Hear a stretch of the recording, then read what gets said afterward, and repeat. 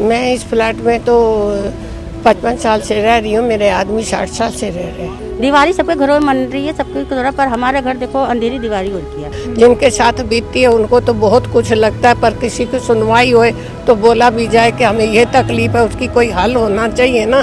भैया हमको यहीं पे रहने दो, यहीं पे रहेंगे हम लोग नहीं करेंगे खाली।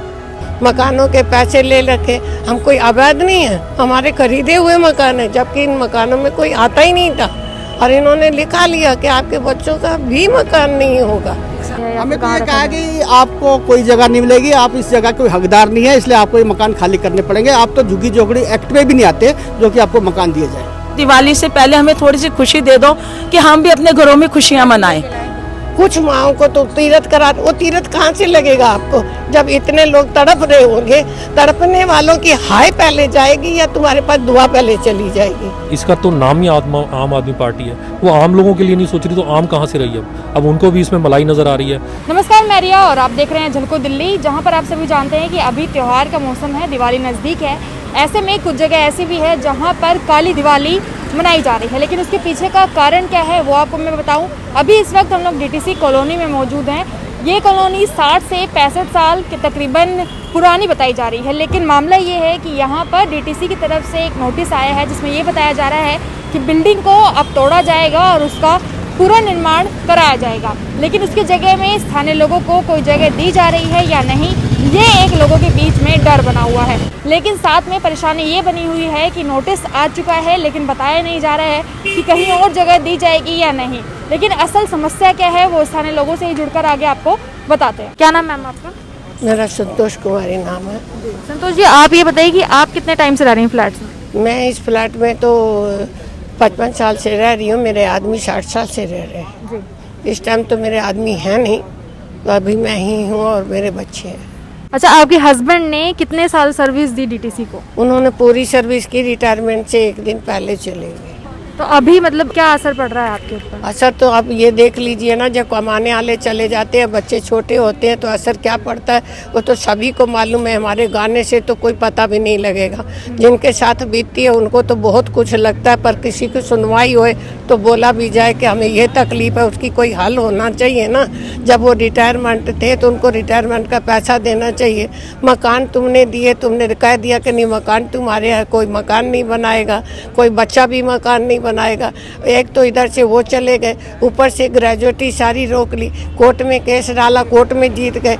मकानों के पैसे ले रखे, हम कोई अवैध नहीं है, हमारे खरीदे हुए मकान है, जबकि इन मकानों में कोई आता ही नहीं था और इन्होंने लिखा लिया कि आपके बच्चों का भी मकान नहीं होगा। उस टाइम लाइटें तक नहीं हुआ करती थी, तो तब उस टाइम से हम लोग यहाँ पर हैं। और उसके बाद मेरी मम्मी मरी तो उन्होंने अपना कन्यादान कर दिया। दुनिया के करते हैं, मेरी माँ ने भी किया। मैंने कहा मुझे कन्यादान में पैसा मत दीजिए, मकान दे दीजिए। मकान दिया।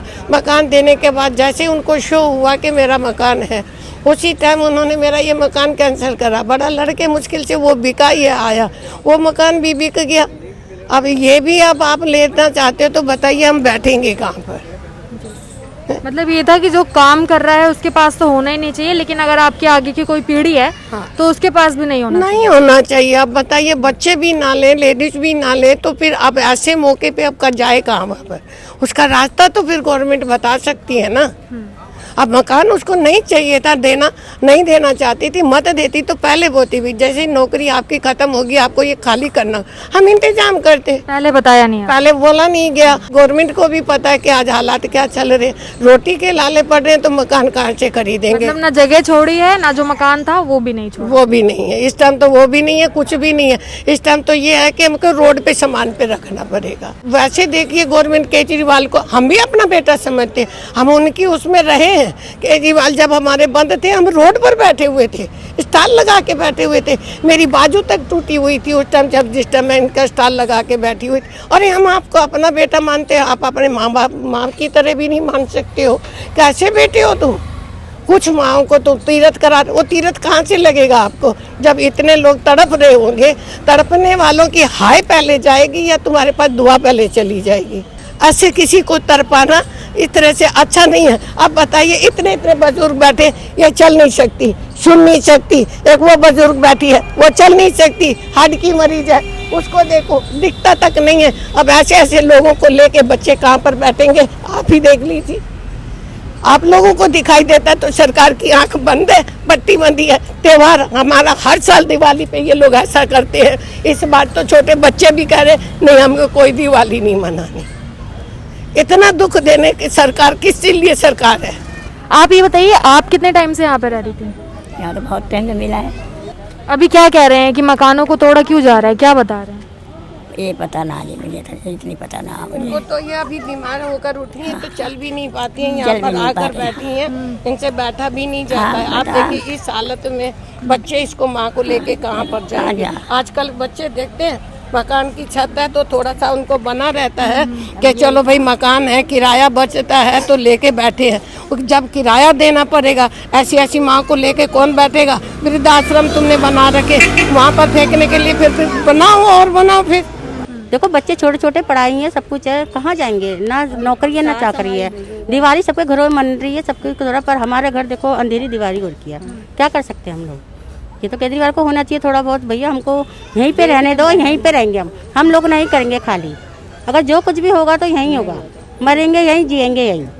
अगर शादी हमारी यहीं हुई है तो यहीं पे ही हम रहेंगे। आप कहीं से भी नजर मारो इस कॉलोनी में आके देखो कैसा अंधेरा छाया जाएगा, कैसे दिल हमारे कितनी बुरी तरह से हमारे दिलों में कितनी जैसे पत्थर मार रहे हैं। इस तरीके की ठोस हमारी रहेगी कहानी है। हम नहीं रह सकते ऐसे अंधेरी में। दिवाली से पहले हमें थोड़ी सी खुशी दे दो कि हम भी अपने घरों में खुशियां मनाएं। ऐसी क्या खुशी हमारे, जब हमारे अपने ही घर से हमारा आशियाना छूट जाएगा यहाँ से, तो कोई फायदा नहीं है ऐसी दिवाली का हमारे लिए। तो हमारी दिवाली तो तब मनेगी जब हमें मकान दे दिए जाएंगे, हम बड़ी धूमधाम से केजरीवाल जी के पास जाएंगे, बड़ी उनकी खुशियां मनाएंगे। आज हमारी दिवाली है। जयपाल जी, आप ये बताइए कि यहाँ पर कब से रह रहे हैं? मेरे फादर को ये मकान 1965 में अलॉट हुआ था जी। किस कारण से, मतलब डीटीसी कॉलोनी इसका नाम है, वैसे ये क्यों रखा गया है पहले तो ये बताइए। ये पहले DTU था जी, दिल्ली ट्रांसपोर्ट अंडरटेकिंग। उसके बाद ये DTC हो गया है, दिल्ली ट्रांसपोर्ट कॉरपोरेशंस। तो उस समय जब ये यहाँ डिपो बने थे तो सरकार ने उन जो वीकर सेक्शन के लोग थे, इंडस्ट्रियल एक्ट में आते थे, उनको यहाँ सब्सिडी बेस पर यहाँ बसाया था और इस प्रॉमिस के साथ बसाया था कि जब ये लोग यहाँ आएंगे तो हम ये मकान का इनको मालिकाना हक दे देंगे और इसकी जो थोड़ी बहुत कॉस्ट होगी हम इनसे धीरे धीरे करके ले लेंगे। ये इंडस्ट्रियल एक्ट तो उसमें वीकर सेक्शन में आता है, इसलिए सब्सिडी बेस पे मकान बने थे ये, इसलिए सरकारी मकान नहीं है। इस चीज़ को आप ध्यान में रखिए। ये हमीर जैसे कि 6 कॉलोनियाँ दिल्ली में बनी थी, उसमें से 2 कॉलोनी ये भी थी। उन 4 कॉलोनी को उनको मालिकाना हक मिल चुका है, सिर्फ हमारी 2 कॉलोनी जिनको मालिकाना हक सरकार ने अभी तक नहीं दिया है। अभी नोटिस किसकी तरफ से आया आप लोगों? नोटिस हमें DTC की तरफ से आया था।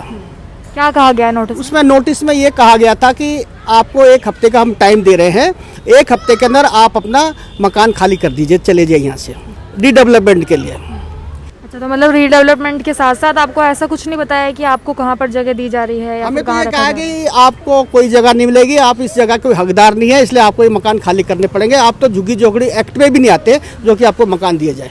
आप कितने टाइम से? मैं मेरे फादर को 1965 में अलॉट हुआ था मकान, जब से ये रह रहे हैं। तो अभी नोटिस में जैसे बता रहे, कितना टाइम पीरियड आपको दिया गया था खाली करने का? 1 हफ्ते का मैडम। कहाँ पे अभी आपने शिकायतें डाली? मैडम हमने CM के पास भी एप्लीकेशन डाली थी और हमारी सत्येंद्र जैन जी से भी बात हुई है। उन्होंने बोला था कि आप मुझे बना के दे दीजिए लेटर, उसमें हम देखते हैं कुछ आपके लिए करेंगे। तो अभी तक कुछ जवाब नहीं आ रहा मैडम। और दे तो हम 2014 से रहे हैं इनको लेटर प्रपोजल 2014 से दे रहे हैं, पर अभी तक कोई हमें रिटर्न में कुछ नहीं मिला है। इसका तो नाम ही आम आदमी पार्टी है। वो आम लोगों के लिए नहीं सोच रही तो आम कहाँ से रही? अब उनको भी इसमें मलाई नज़र आ रही है।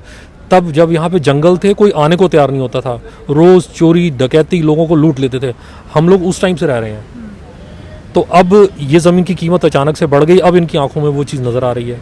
ये आम आदमी पार्टी जो है ना, वो अब ये भी VIP कल्चर वाली पार्टी हो गई है। ये कभी किसी टाइम में कहते थे कि हम लाल बत्ती में नहीं घूमेंगे, कभी कहते हैं किसी कोठी में नहीं घूमेंगे। आज इनकी कारें देखो, किन कारों में घूमते हैं, इनकी शक्लें देखो, जो 2012 में जो शक्लें थी और आज जो शक्लें हैं उनमें ज़मीन आसमान का अंतर है। तो ये देख रहे थे आप पूरी रिपोर्ट, जहाँ पर आप सभी जानते हैं कि सरकारी नीतियों की बात करें या फिर किसी तरीके की पॉलिसी की बात करें, हर कोई एक तरीके से ध्वस्त होती हुई नज़र आ जाती है या फिर ठप होती हुई नज़र आ जाती है। जैसे कि आपने सुना कि कहा गया लोगों को कि अलॉट उस टाइम पर किया गया, उसकी जगह पर कोई मकान नहीं लिया जा सकता था। स्थानीय लोगों के सवाल यही हैं कि अगर वो खाली करके जाते हैं तो उन्हें जगह कहाँ दी जा रही है या फिर उन्हें रखा कहाँ जाएगा, उस टाइम तक वो लोग कहाँ पर रहेंगे। इस तरीके का कोई भी आश्वासन किसी की तरफ से नहीं है। हालांकि अभी मैं आपको दिखा दूं कि ये मंजिलें आप देख सकते हैं कि किस तरीके से इनके हालात हैं। मेंटेनेंस आप देखिए, आपको देख के पता चल रहा होगा कि कितने लंबे टाइम से यहाँ पर नहीं हुई है। हालांकि लोगों ने कहा है कि जो अंदरूनी मेंटेनेंस है वो उन्होंने खुद ही अपने पैसों पर, अपने बजट पर कराया है, लेकिन वैसे बाहरी रूप से आप बिल्डिंग देख सकते हैं कि किस अवस्था में है। लेकिन मैं दरख्वास्त करूंगी आप लोगों से कि इस खबर को आप जितना हो सके उतना शेयर करें, ताकि जो लोग हैं उन्हें उनके मकान वापस मिल पाए, जो अधिकार हैं, जो हक है उनका, वो उन्हें ज़रूर वापस मिले। साथ ही में सब क्लब का बहुत शुक्रिया। मैं रिया, कैमरा पर्सन राजा के साथ, झलको दिल्ली।